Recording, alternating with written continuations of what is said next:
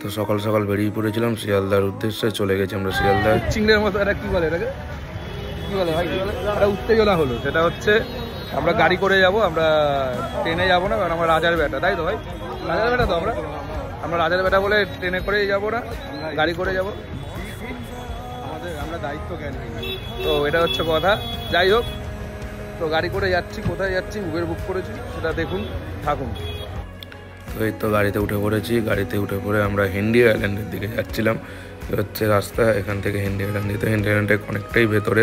তো হেনরি আইল্যান্ডে ঢুকে এই যে বানি ওয়াচ টাওয়ার, যেটা হচ্ছে পুরনো, আর এটা হচ্ছে আমাদের এর ভেতরে আমরা যেখানে ছিলাম, এই যে একদমই কোণা থেকে যেতে। আর এগুলো হচ্ছে নতুন কটেজ তৈরি হচ্ছে, কটেজগুলো খুবই ভালো আর লাক্সারিয়াস কটেজ। আর এই হচ্ছে পরিবেশ। তো দেখি রুমে যাই। রুমে যাওয়ার আগে একটা সিরিজ স্টেপ আছে, ঠিক আছে? এই স্টেপ থেকে রুমে যাব।